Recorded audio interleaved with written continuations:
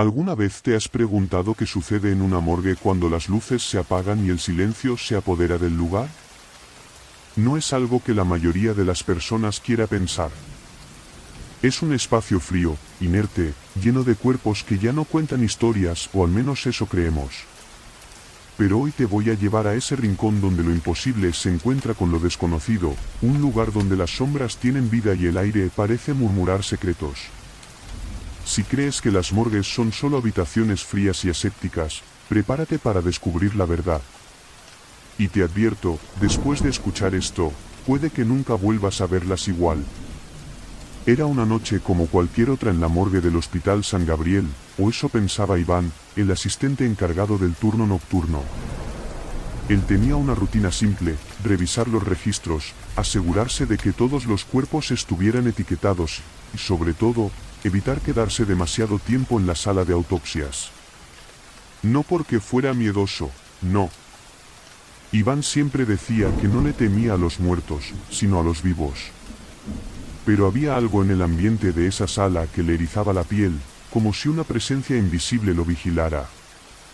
Ese aire denso, esa sensación de que algo no estaba bien, siempre lo obligaban a hacer su trabajo lo más rápido posible.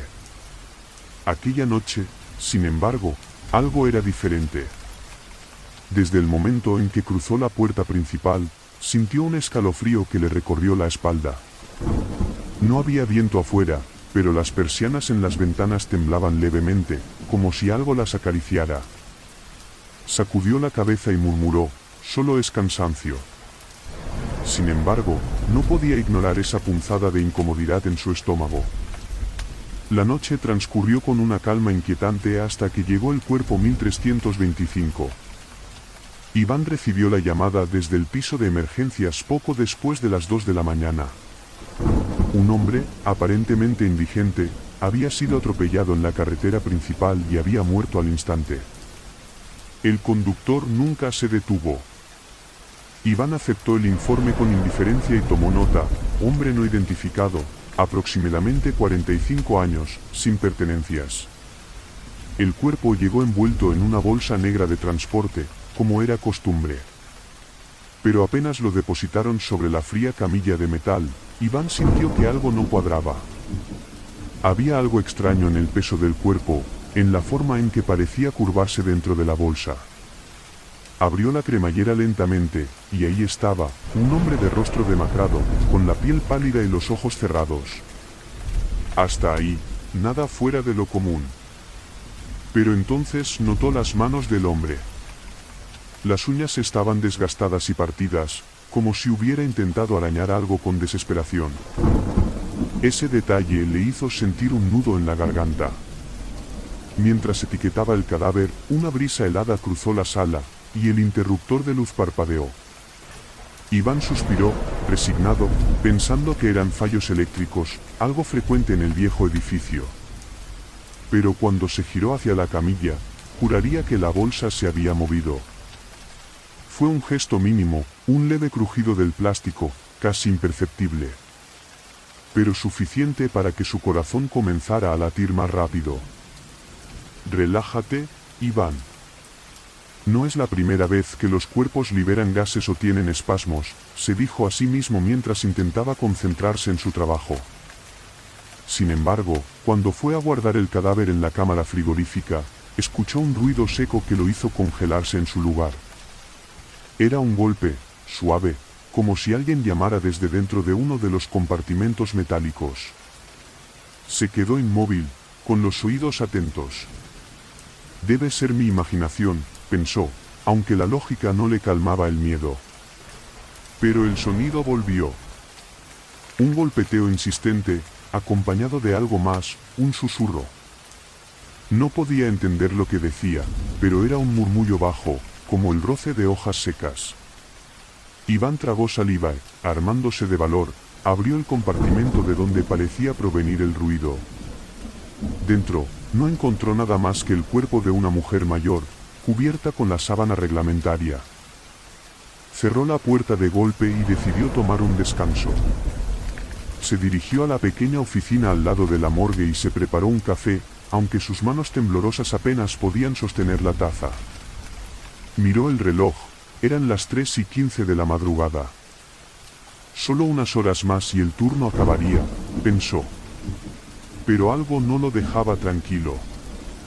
Había una sensación, una presencia, como si el aire mismo se volviera más denso. Intentó ignorarlo, pero entonces el monitor de seguridad, que mostraba las cámaras del lugar, parpadeó y quedó en blanco. La estática duró unos segundos, y luego la imagen volvió. Pero algo había cambiado. En la pantalla, pudo ver la sala de autopsias vacía, salvo por una figura. Una figura alta, deforme, con una silueta que no correspondía a ningún humano.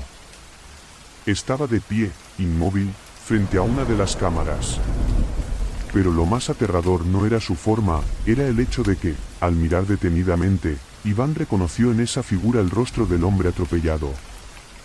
El café cayó al suelo, y su respiración se volvió errática. Pensó en salir corriendo, en abandonar el turno, pero sabía que sería su fin laboral. Entonces, mientras intentaba recuperar el aliento, escuchó algo detrás de él.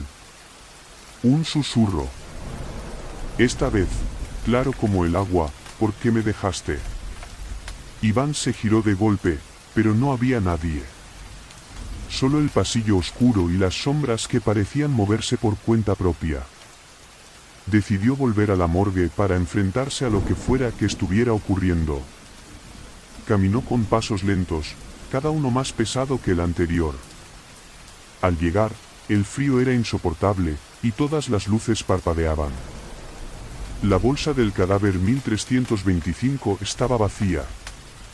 El cuerpo había desaparecido. El pánico lo invadió. Revisó cada rincón, cada cámara frigorífica, pero no había rastro del hombre. Entonces, un ruido estridente lo hizo volverse hacia la puerta de salida. Alguien o algo la estaba golpeando desde fuera, con una fuerza brutal. Y luego, el silencio. Cuando Iván se acercó temblando para abrir la puerta, lo último que esperaba ver era su propia cara reflejada en los ojos vidriosos de un cadáver. Pero ahí estaba, el hombre atropellado, mirándolo con una expresión de angustia y rabia. Antes de que pudiera reaccionar, sintió una mano helada rodear su muñeca. La voz volvió, pero esta vez fue como un grito desgarrador: «No me dejes solo aquí». La oscuridad lo envolvió por completo, y lo siguiente que Iván supo fue que despertó en la camilla de autopsias, con el rostro pálido y la luz de una lámpara quirúrgica cegándolo. Un médico lo miraba desde arriba, con expresión de sorpresa. ¿Qué pasó?», murmuró Iván con dificultad. El médico lo observó con preocupación. «Es increíble que estés vivo. Te encontraron atropellado en la carretera hace unas horas. Dijeron que no había esperanza, pero aquí estás». Iván sintió un escalofrío recorrer su cuerpo. Su mente estaba inundada de imágenes confusas, el cuerpo del hombre, el susurro, su propia cara reflejada. Pero lo que más lo perturbaba era una pregunta: si él estaba aquí, ¿quién había estado con él en la morgue esa noche? El médico salió de la sala, dejándolo solo. En el silencio, Iván escuchó algo que lo hizo temblar. Un golpeteo, suave, rítmico, proveniente de la cámara frigorífica más cercana. Y entonces, como un eco lejano, un susurro que decía: «Ahora tú eres el guardián». ¿Quién estaba cuidando a quién en la morgue? Tal vez, solo tal vez, nunca fue Iván el encargado, sino el encargado la verdadera víctima de algo mucho más oscuro.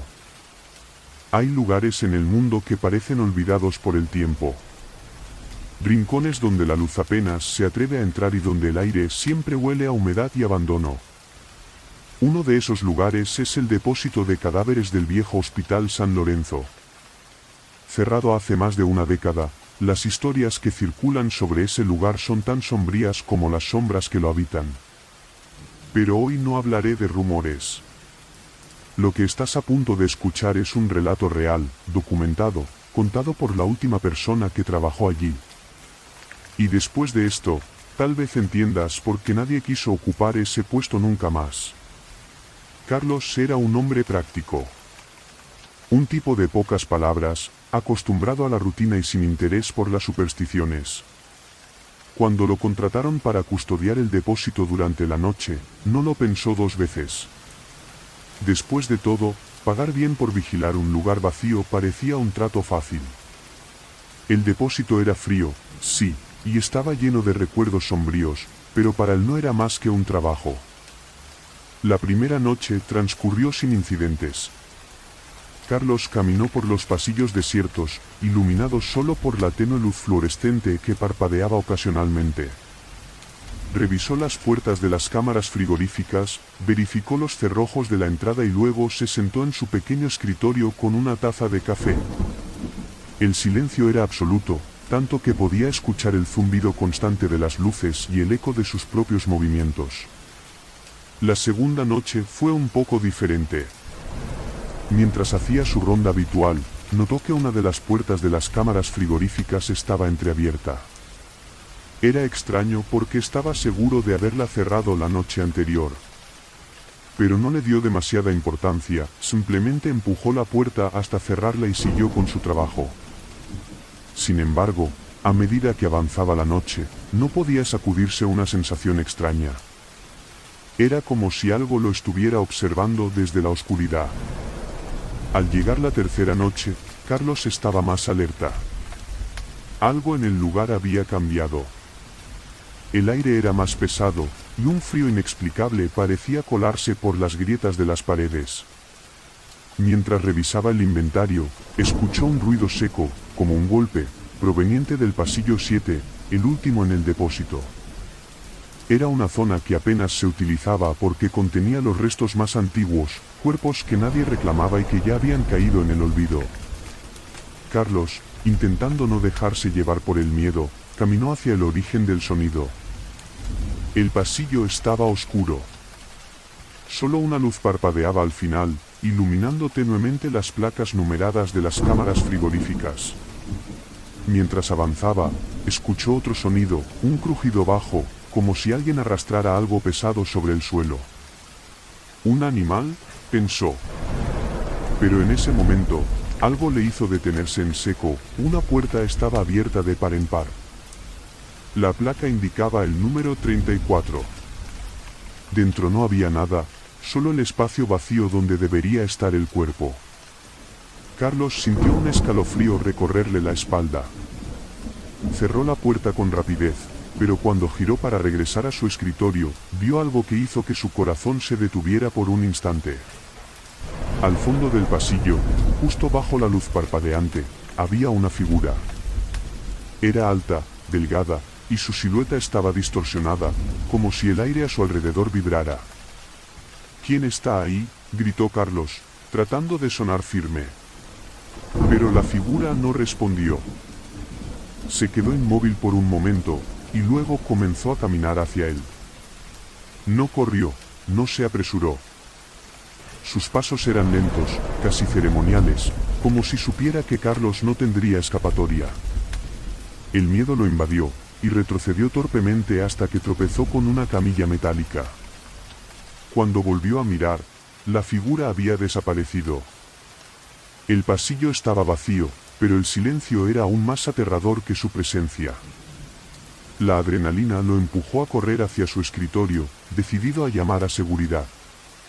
Pero cuando llegó, el teléfono no funcionaba, y los monitores de las cámaras de seguridad estaban cubiertos de estática. De repente, un golpe resonó detrás de él, fuerte y seco, como si algo hubiese caído al suelo. Giró rápidamente y vio que una de las camillas estaba volcada. Sobre el suelo frío, un cadáver descansaba de manera antinatural. Era el cuerpo de un hombre mayor, con los ojos abiertos, fijos en Carlos. Pero lo peor fue darse cuenta de que sus labios se movían, como si intentara decir algo. A pesar del terror que sentía, Carlos se inclinó, tratando de escuchar lo que murmuraba. «No dejes que salga», susurró la voz ronca del cadáver. «Él vive aquí, él nos mantiene atrapados». Antes de que pudiera procesar esas palabras, los ojos del cadáver se apagaron, como si volviera a morir frente a él. Carlos retrocedió tambaleándose, con el corazón desbocado. En ese instante, todas las luces del depósito se apagaron, sumiéndolo en una oscuridad total. Y entonces, desde la negrura, se escuchó una risa baja, gutural, que parecía surgir desde las mismas entrañas del lugar. No era humana. Era algo mucho más antiguo, algo que no pertenecía a este mundo. A tientas, Carlos logró encender su linterna. El haz de luz iluminó fragmentos del pasillo mientras avanzaba lentamente hacia la salida. Pero la risa no cesaba. Y, peor aún, comenzó a sentir pasos que lo seguían. Eran pesados, lentos, y cada vez estaban más cerca. Cuando finalmente llegó a la puerta principal, se dio cuenta de algo aterrador: estaba cerrada con llave. Una llave que él mismo había dejado sobre el escritorio al comienzo del turno. Desesperado, giró y apuntó con la linterna al pasillo. Allí estaba la figura de nuevo, más cerca que nunca. Pero esta vez, pudo ver su rostro. Era él. Era su propio rostro, retorcido en una mueca de odio y desesperación. «Ahora es tu turno», dijo la figura con una voz que sonaba exactamente como la suya. Y antes de que pudiera reaccionar, todo se volvió negro. Cuando encontraron a Carlos al día siguiente, estaba sentado en el escritorio, inmóvil, con los ojos abiertos y la mirada perdida. Nadie pudo explicarlo. Pero lo que más desconcertó a los investigadores fue una frase escrita en la pared, con letras temblorosas y torpes: «El guardián nunca puede escapar». Desde ese día, el pasillo 7 permanece sellado, y nadie sabe exactamente qué ocurrió en esas horas. Pero si alguna vez decides trabajar en un lugar como ese, recuerda algo: no siempre eres tú quien vigila. A veces, es el lugar quien decide quién se queda. Cuando eres enfermero en un hospital rural, aprendes a aceptar que las cosas no siempre tienen una explicación lógica. Los pasillos largos y oscuros, el sonido distante de monitores cardíacos, y ese extraño olor a desinfectante que nunca desaparece crean una atmósfera única, casi irreal. Pero el Hospital Santa María tenía algo más. Algo que los empleados del turno de noche evitaban mencionar. Un rumor que corría entre susurros: el tercer piso estaba maldito. Raúl era nuevo en el hospital, joven y práctico. Había escuchado las historias, claro. Decían que el tercer piso, cerrado desde hacía años, había sido escenario de algo terrible, aunque nadie sabía exactamente qué. Pero a él no le importaba. Su trabajo era sencillo: monitorear a los pacientes, atender emergencias menores y asegurarse de que todo estuviera en orden hasta que llegara el turno de la mañana. O eso pensaba. La primera noche fue tranquila. Recorrió los pasillos con su linterna, revisó que los pacientes estuvieran cómodos y pasó el resto de su turno hojeando una vieja revista en la sala de descanso. No había nada fuera de lo común, excepto, tal vez, el constante crujir del edificio, como si éste respirara lentamente en la oscuridad. La segunda noche, sin embargo, todo cambió. A eso de las 2:30 de la madrugada, mientras revisaba el expediente de un paciente, escuchó un timbre suave.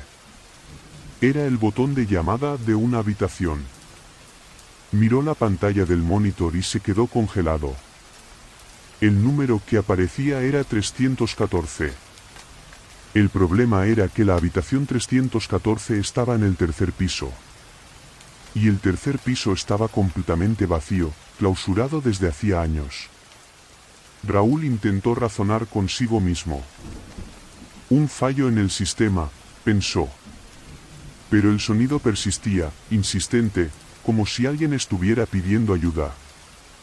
Finalmente, no pudo ignorarlo más. Agarró su linterna y decidió subir para comprobarlo.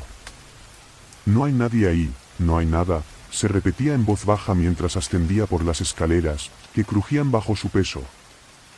Cuando llegó al tercer piso, un frío inexplicable lo envolvió. El aire era denso, pesado, y las luces del pasillo titilaban débilmente. La sensación de abandono era palpable, paredes desconchadas, muebles cubiertos de polvo y ventanas empañadas que apenas dejaban pasar la luz de la luna. Pero lo más inquietante era el silencio. Era tan profundo que podía escuchar su propio corazón latiendo con fuerza. Raúl avanzó lentamente hasta la habitación 314. La puerta estaba entreabierta, y al empujarla con cuidado, un leve chirrido resonó en el pasillo. Dentro, todo parecía normal. Una cama vacía, una silla junto a la ventana y una mesita con un vaso de agua lleno de polvo. Nada que justificara el llamado. Lo sabía, solo un error, murmuró, aliviado, mientras apagaba la luz de su linterna. Pero justo cuando estaba a punto de salir, algo lo detuvo. Una voz. Débil, casi un susurro, que venía de la cama. «Ayúdame». Raúl se giró de golpe, encendiendo la linterna. La cama seguía vacía. Pero el vaso sobre la mesita comenzó a temblar, como si algo invisible lo rozara.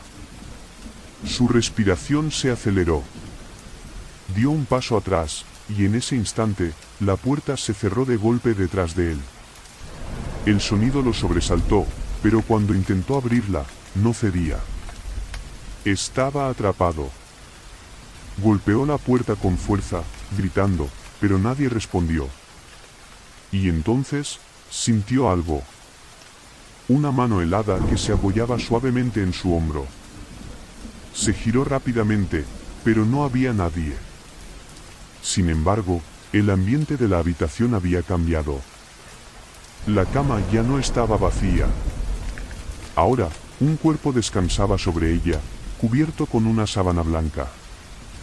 Raúl retrocedió, con la piel erizada, y en ese momento, la sábana comenzó a deslizarse lentamente, revelando un rostro que no olvidaría jamás. Era una mujer de cabello oscuro y ojos hundidos. Su piel estaba pálida, casi traslúcida, y sus labios se movían en un gesto doloroso. Cuando sus ojos se encontraron con los de Raúl, habló con una voz rota: «No puedo salir. Él no me deja». Antes de que pudiera reaccionar, la habitación se llenó de un olor nauseabundo, y las paredes comenzaron a temblar. Raúl sintió que algo más estaba allí, algo que no podía ver, pero que lo observaba desde cada rincón oscuro. La mujer en la cama comenzó a llorar, lágrimas gruesas que parecían negras bajo la luz tenue. «Corre», dijo, antes de que su cuerpo se contorsionara en un espasmo violento y luego quedara inmóvil. Raúl no necesitó más señales. Con toda su fuerza, logró abrir la puerta y salió corriendo por el pasillo, que ahora parecía más largo y distorsionado. Detrás de él, escuchaba pasos pesados, acompañados de un susurro profundo que repetía su nombre, alargando las sílabas: «Raúl». Bajó las escaleras de dos en dos, sintiendo que cada sombra del hospital intentaba alcanzarlo. Cuando finalmente llegó al primer piso, todo estaba en calma. El timbre había dejado de sonar, y el ambiente había vuelto a la normalidad. Pero Raúl sabía que no estaba solo. Esa sensación de ser observado seguía ahí, pegada a su espalda como una sombra. El resto de su turno lo pasó en la sala de descanso, temblando, con la puerta cerrada con seguro. Al amanecer, renunció. Nunca contó lo que había vivido, pero los enfermeros que lo reemplazaron empezaron a notar algo extraño. Todas las noches, a las 2:30, el timbre de la habitación 314 volvía a sonar. Dicen que si alguien intenta subir y entrar a la habitación, puede escuchar a la mujer. Pero lo más aterrador no es verla. Lo realmente terrible es lo que viene detrás de ella. Ese algo que no te deja salir nunca más. El cementerio viejo de San Cristóbal siempre tuvo una reputación inquietante. Era un lugar donde la gente hablaba en voz baja incluso durante el día, como si temieran despertar algo que dormía entre las tumbas. Pero en el pequeño edificio de la morgue, al final de un camino de grava cubierto de maleza, la sensación de pesadez era aún mayor. Y cuando Alicia aceptó trabajar como asistente forense allí, no imaginaba que una simple noche cambiaría su vida para siempre. Alicia era una mujer joven y pragmática. No le asustaban las historias de fantasmas ni los cuentos de viejos enterradores. Para ella, la muerte era solo un trabajo. Había empezado su primer turno nocturno en la morgue con calma, revisando informes y organizando los utensilios de disección. El único ruido era el zumbido del refrigerador industrial y el suave golpeteo de la lluvia contra las ventanas. Alrededor de las 10 de la noche, llegó un cuerpo. Un hombre de unos 40 años, hallado sin vida en el bosque cercano. Sin identificación, sin antecedentes conocidos, y con una expresión tan perturbadora que incluso los paramédicos habían comentado lo extraño que era. Su rostro parecía congelado en una mueca de miedo absoluto, con los ojos abiertos de par en par y la boca torcida como si hubiera gritado antes de morir. Alicia recibió el cuerpo con profesionalismo. Lo anotó en el registro y lo colocó en uno de los cajones refrigerados. Pero al momento de empujar la bandeja hacia adentro, algo extraño ocurrió. La luz de la morgue parpadeó. Un detalle menor, pensó, pero lo suficiente para que un escalofrío recorriera su espalda. La lluvia afecta la electricidad, se dijo, tratando de calmarse. Regresó a su escritorio, encendió su portátil y se sumergió en el papeleo. Pero la tranquilidad no duró mucho.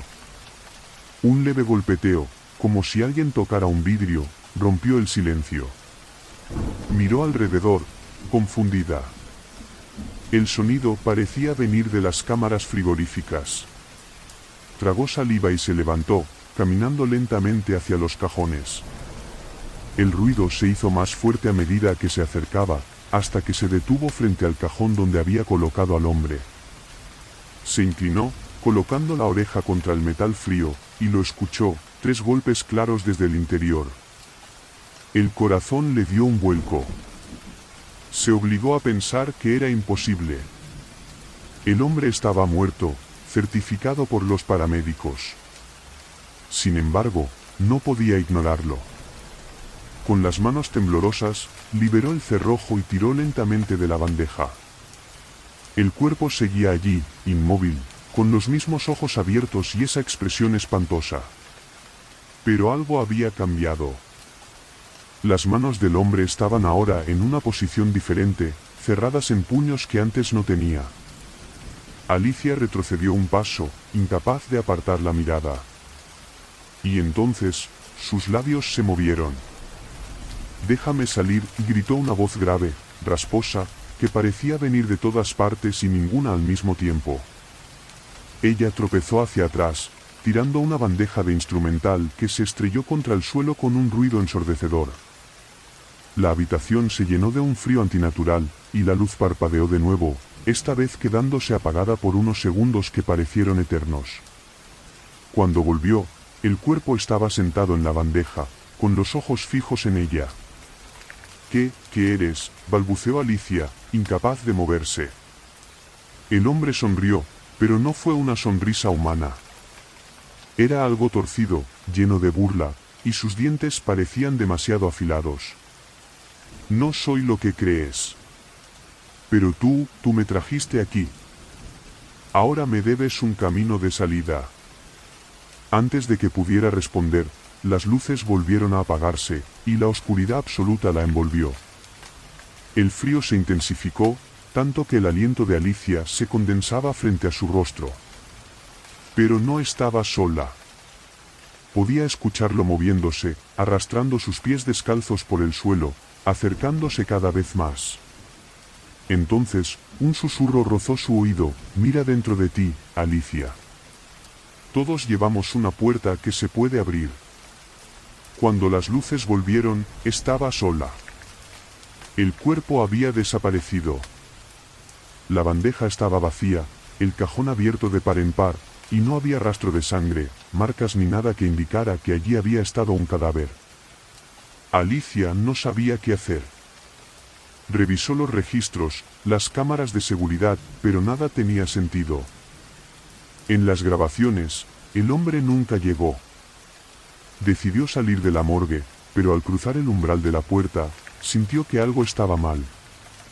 El aire era diferente, pesado, como si el mundo a su alrededor hubiera cambiado sutilmente. El pasillo del cementerio estaba más oscuro de lo que recordaba, y las sombras de los árboles parecían moverse aunque no hubiera viento. Cuando llegó a su auto, encontró algo que la hizo congelarse. En el parabrisas, escrito con dedos temblorosos, había un mensaje. Gracias por abrir la puerta. Nos vemos pronto. Desde esa noche, Alicia nunca volvió al trabajo. Pero lo más extraño ocurrió meses después. Una tarde, mientras trataba de rehacer su vida, recibió un paquete sin remitente. Dentro había una fotografía. Era ella, en la morgue, la misma noche del incidente. Estaba sentada en su escritorio, pero detrás de ella, entre las sombras, se distinguía claramente la silueta de un hombre sonriendo. El Hospital Central de Valparaíso tenía una regla no escrita que todos los empleados conocían: nunca aceptes un turno en la sala de aislamiento después de la medianoche. Nadie hablaba mucho del tema, pero los rumores eran persistentes. Decían que, de vez en cuando, llegaba un paciente que no estaba registrado en ninguna parte, que no tenía expediente, y cuyo rostro nunca se veía claramente. Los pocos que habían aceptado cuidar de él nunca volvían a ser los mismos. Para Ana, una enfermera recién contratada, esas historias eran solo supersticiones. Era joven, dedicada y ansiosa por demostrar que podía con cualquier tarea. Así que, cuando le pidieron cubrir una noche en la sala de aislamiento, aceptó sin dudarlo. El supervisor incluso la miró con cierta lástima, pero no dijo nada. Simplemente le entregó la llave del ala restringida y un pequeño registro con la advertencia: anota todo lo que veas. Todo. Eran las 11:45 de la noche cuando Ana llegó a la sala de aislamiento, un lugar frío y desolado al final de un largo pasillo que parecía aislado del resto del hospital. Solo había una habitación ocupada, la número 9. La luz del pasillo parpadeaba intermitentemente, y el silencio era tan profundo que podía escuchar su propia respiración. Se armó de valor y revisó la puerta. Estaba cerrada con un grueso cerrojo, y a través de la pequeña ventana en la parte superior, apenas podía distinguir algo en el interior. El paciente estaba sentado en una esquina, completamente quieto. Era un hombre delgado, vestido con un uniforme de hospital desgastado. Su cabello desordenado cubría su rostro, y sus manos descansaban sobre sus rodillas. Ana golpeó suavemente la puerta para llamar su atención, pero no obtuvo respuesta. Abrió el registro para verificar las instrucciones. Solo había una nota escrita a mano: no lo dejes solo demasiado tiempo. Y no lo mires a los ojos. La advertencia le pareció absurda, pero algo en ella la inquietó. Decidió entrar para revisarlo. La llave chirrió al girar, y cuando empujó la puerta, un olor rancio y metálico llenó el aire. Buenas noches, soy Ana, su enfermera. Se siente bien, dijo con su mejor tono profesional, pero el hombre no respondió. Apenas si levantó la cabeza, y aunque ella intentó evitarlo, sus ojos se cruzaron por un instante. Fue solo un segundo, pero fue suficiente. Los ojos del hombre no eran normales. Eran profundos, oscuros, casi líquidos, como si contuvieran un océano que la tragaba entera. Ana parpadeó y apartó la mirada, sintiendo un vértigo que le hizo tambalearse. Solo necesito revisarlo, ¿de acuerdo?, dijo con un hilo de voz. Se acercó con cautela y notó algo extraño en sus manos. Sus uñas estaban partidas y ensangrentadas, como si hubiera estado arañando algo durante horas. Cuando intentó tomar su pulso, el hombre finalmente habló, pero su voz era baja y gutural, como un eco que venía de lo más profundo de la tierra. No deberían haberme traído aquí. Ana retrocedió instintivamente. ¿Cómo dice? ¿Se refiere a los doctores? El hombre giró lentamente la cabeza hacia ella, mostrando un rostro pálido, casi translúcido. No estoy aquí por ellos. Estoy aquí por ti. El miedo la paralizó, pero antes de que pudiera reaccionar, las luces comenzaron a parpadear de nuevo, más rápido esta vez, hasta que se apagaron por completo. La oscuridad llenó la sala, y el sonido de algo arrastrándose resonó cerca de sus pies. «Por favor, quédese donde está», dijo Ana, encendiendo su linterna con manos temblorosas. El haz de luz iluminó el rincón donde debería estar el hombre, pero la silla estaba vacía. Su corazón latía desbocado.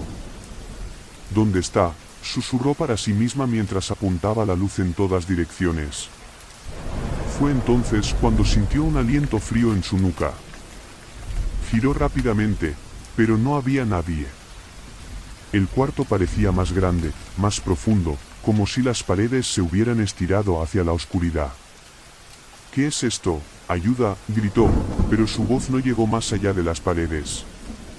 El registro que llevaba en las manos cayó al suelo, y en la penumbra pudo ver cómo las páginas se llenaban de palabras escritas a toda velocidad.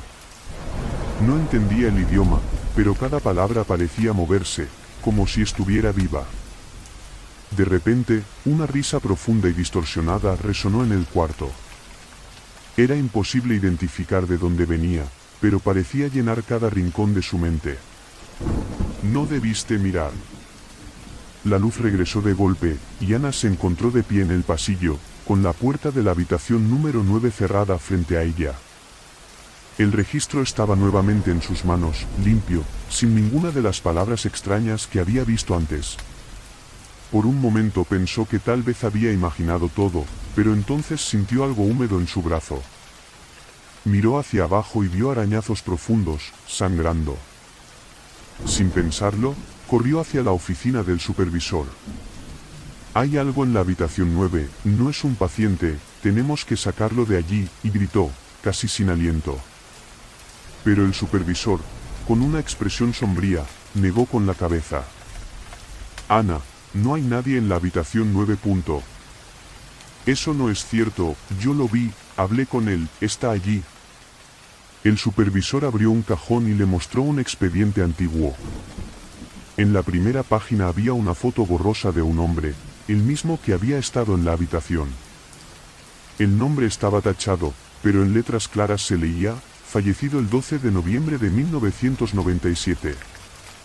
Ana sintió que el suelo se le hundía bajo los pies. Intentó protestar, pero el supervisor cerró el expediente y añadió, «A todos nos toca una vez. No vuelvas a entrar a la sala de aislamiento. Y no hables de esto con nadie». Ana renunció esa misma noche. Pero desde entonces, cada 12 de noviembre, despierta a la misma hora, 3:15 de la madrugada, con una sensación de frío inhumano y una risa distante resonando en sus oídos. Y siempre, al abrir los ojos, encuentra una palabra garabateada en el techo sobre su cama: «Gracias». En un pequeño pueblo minero, escondido entre montañas, existía una mina abandonada que todos evitaban. La llamaban la Garganta de los Muertos, un nombre ganado después de que una explosión atrapara a más de 20 mineros hace casi un siglo. Sus cuerpos nunca fueron recuperados, y las entradas fueron selladas. Pero con el paso del tiempo, los sellos se deterioraron, y la mina quedó como una herida abierta, siempre lista para devorar a los curiosos. Emilio, un joven documentalista aficionado a explorar lugares olvidados, llegó al pueblo buscando historias. Había escuchado sobre la mina y estaba decidido a grabar lo que otros no se atrevían a mirar. Cuando preguntó en el bar local, los ancianos evitaron mirarlo a los ojos, y los jóvenes simplemente lo llamaron loco. Sin embargo, un hombre mayor, con un rostro marcado por arrugas profundas y una mirada perdida, se le acercó con un consejo. «Si entras, no respondas a las voces. No importa lo que digan». Emilio agradeció, pero no le dio importancia. Había escuchado advertencias similares en otros lugares. Supersticiones rurales, pensó. Al día siguiente, equipado con su cámara, una linterna y una grabadora, caminó hacia la mina. La entrada era un agujero negro que parecía inhalar la luz del día. El aire que salía de allí era denso, húmedo, y tenía un leve aroma a hierro. Emilio encendió su cámara y comenzó a grabar, narrando su entrada para el vídeo. Dentro, el ambiente era opresivo. Las paredes se sentían más cercanas con cada paso, y el eco de sus movimientos hacía que pareciera que alguien más lo seguía. Encontró herramientas oxidadas, cascos antiguos y vías destrozadas, todo cubierto de polvo y olvido. Cada tanto, hablaba al micrófono, describiendo lo que veía, pero no podía ignorar la sensación de que algo lo observaba desde las sombras. Después de unos 40 minutos de exploración, llegó a un cruce de túneles. El mapa antiguo que había encontrado en un archivo público no mostraba ninguna bifurcación aquí. Dudó un momento, pero algo llamó su atención, un susurro. Fue apenas un murmullo, como una palabra arrastrada por el viento. ¿Ayuda? La piel se le erizó. Apuntó la linterna hacia el túnel derecho, de donde parecía venir el sonido, pero no vio nada. Entonces, lo escuchó de nuevo, más claro esta vez. Por favor, ayúdame. Hola, ¿hay alguien ahí? Su voz resonó en la oscuridad, pero no hubo respuesta. Emilio recordó el consejo del hombre en el bar, pero la lógica ganó.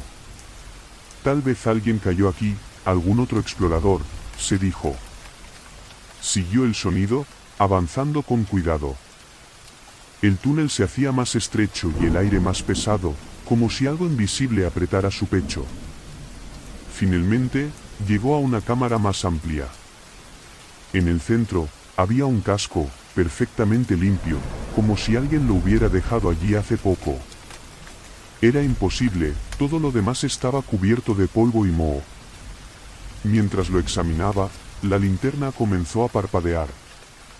Y entonces, las voces se intensificaron. Aquí, estamos aquí, con nosotros.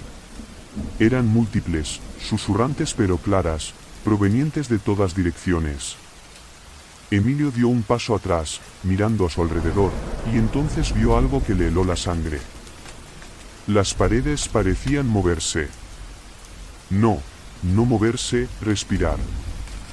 Las sombras en los rincones comenzaban a extenderse, alargándose hacia él como si fueran dedos tratando de atraparlo. No debiste venir, susurró una voz más profunda, casi dentro de su cabeza. Desesperado, apuntó la linterna y la cámara hacia la entrada de la cámara, pero el túnel por el que había llegado ya no estaba.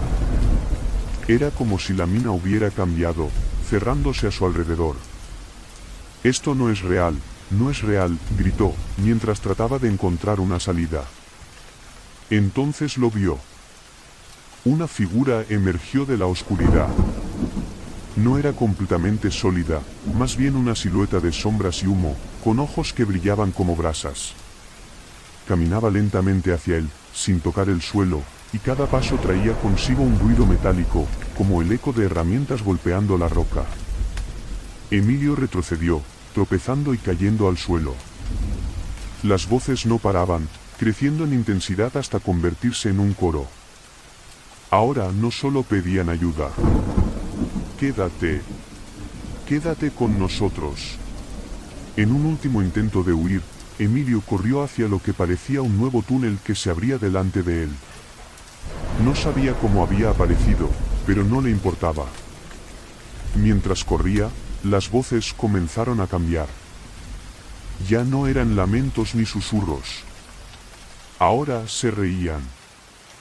Una risa hueca, que resonaba como si las mismas paredes de la mina se burlaran de él. Después de lo que parecieron horas, vio una luz al final del túnel. Su cuerpo agotado se lanzó hacia ella, y cuando cruzó el umbral, cayó al suelo, jadeando. La luz del sol lo envolvió, y el aire fresco llenó sus pulmones. Había salido. O al menos, eso creyó. Cuando se levantó, algo no cuadraba. El paisaje era familiar, pero ligeramente incorrecto. Los árboles parecían más altos, el cielo más oscuro, y las montañas que rodeaban el pueblo tenían formas diferentes. Con su cámara en la mano, corrió hacia el pueblo. Pero cuando llegó, encontró algo que lo dejó sin aliento. Las casas estaban vacías, abandonadas, como si nadie hubiera vivido allí en décadas. Las ventanas estaban rotas, y la maleza cubría las calles. Todo estaba cubierto de un polvo extraño, como ceniza. Emilio trató de entender qué estaba pasando, pero entonces escuchó un sonido detrás de él. Volvió la cabeza lentamente y vio, a lo lejos, la entrada de la mina. Estaba abierta de par en par, como si lo estuviera esperando. Y junto a ella, un casco limpio, reflejando la luz del sol. Emilio revisó su cámara, esperando que al menos hubiera grabado algo. Pero al encenderla, solo encontró un vídeo, a él mismo, parado frente a la entrada de la mina, con los ojos vacíos, repitiendo una y otra vez, «Quédate con nosotros». El Hospital Psiquiátrico de Santa Esperanza era un edificio de aspecto imponente, con muros de ladrillo desgastado y ventanales cubiertos de barrotes. Llevaba abandonado más de 3 décadas, pero su fama permanecía viva en la memoria de quienes vivían en el pueblo cercano. Lo llamaban la Casa de los Susurros, un nombre que evocaba las historias de gritos y lamentos que, según se decía, se escuchaban por las noches. Laura, una joven fotógrafa apasionada por explorar lugares abandonados, había escuchado esas historias y decidió comprobarlas por sí misma. Su proyecto consistía en documentar lugares olvidados y revelar la belleza oculta en su decadencia. Aunque sabía de los rumores, no creía en fantasmas. Son solo cuentos para asustar a los niños, pensó. Así que, con su cámara, una linterna y una grabadora, se aventuró una noche al hospital. Al cruzar la verja oxidada que rodeaba el edificio, sintió un escalofrío que atribuyó al viento nocturno. La puerta principal estaba entreabierta, y al entrar, el aire tenía un olor agrio, mezcla de moho y descomposición. Encendió su linterna y comenzó a explorar. Los pasillos estaban cubiertos de polvo, y las paredes tenían grietas profundas que parecían cicatrices. Había muebles volcados, papeles amarillentos esparcidos por el suelo y marcas de manos en las paredes que parecían hechas con algo oscuro y seco. Mientras caminaba, su grabadora capturaba el sonido de sus pasos y el crujido de la madera bajo sus pies. Todo parecía normal, dentro de lo que cabe esperar en un lugar como ese, hasta que llegó al 3er piso. Allí, en un pasillo particularmente oscuro, encontró una puerta que la intrigó. Era diferente de las demás, estaba hecha de un metal opaco, con un número pintado en rojo. 104. Consultó los planos que había descargado previamente y se dio cuenta de algo extraño, el cuarto 104 no aparecía en ellos. Fue entonces cuando escuchó un ruido. Era suave, como un golpeteo, y provenía del otro lado de la puerta. Laura se acercó, intentando calmarse. Tal vez un animal atrapado, se dijo. Pero cuando colocó la mano en el pomo, una sensación de frío extremo le recorrió el brazo. La puerta estaba cerrada con llave, pero al mirarla más de cerca, notó algo perturbador, alguien había grabado palabras en la superficie del metal. Decían, no entres. Por un momento, dudó. Era una advertencia clara, pero su curiosidad era más fuerte. Intentó girar el pomo una vez más y, para su sorpresa, la puerta se abrió con un chirrido prolongado. Dentro, el aire era más frío que en el resto del edificio, y la oscuridad era casi palpable. Apuntó su linterna al interior y lo primero que vio fue una cama metálica oxidada, con las correas de cuero aún atadas a los extremos. Había una silla volcadas, un espejo roto en una esquina y manchas en las paredes que parecían haber sido frotadas sin éxito. Laura encendió su cámara y comenzó a grabar, hablando en voz baja para describir lo que veía. Parece una sala de aislamiento, dijo. Aunque no entiendo por qué no está en los planos. De repente, la linterna parpadeó y se apagó. Laura se quedó inmóvil en la oscuridad, intentando no entrar en pánico.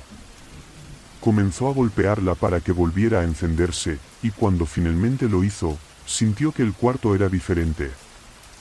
La cama estaba en otra posición, como si alguien la hubiera arrastrado.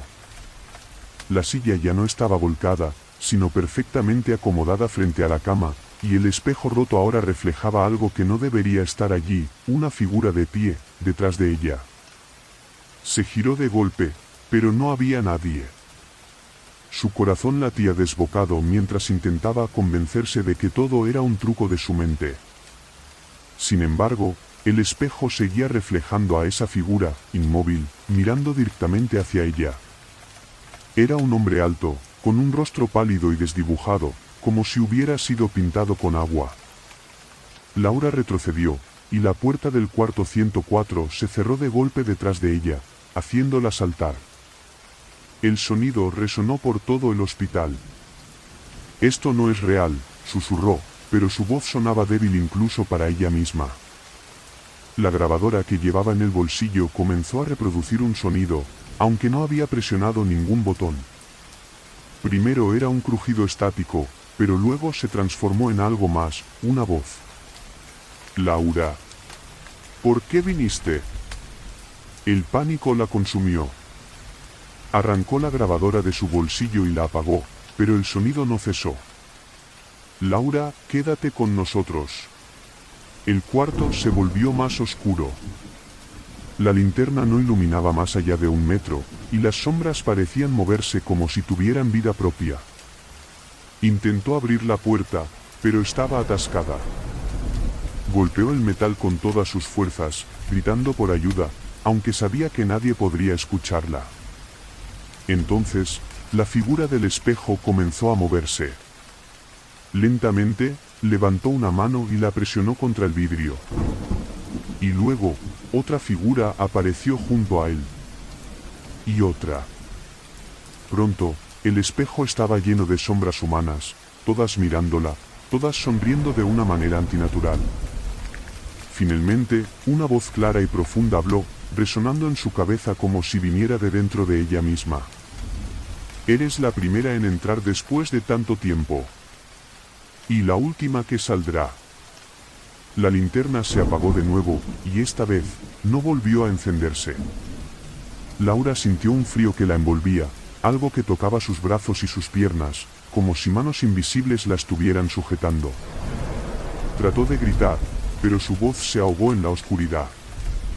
Cuando los primeros rayos de sol iluminaron el hospital, un grupo de jóvenes exploradores llegó al edificio. Encontraron su cámara en el pasillo frente al cuarto 104. El vídeo mostraba a Laura entrando, describiendo el cuarto y luego gritando mientras la linterna caía al suelo. El cuarto 104 estaba cerrado de nuevo, como si nadie lo hubiera abierto jamás. Y en la puerta, las palabras grabadas en el metal ahora decían algo más. Una más.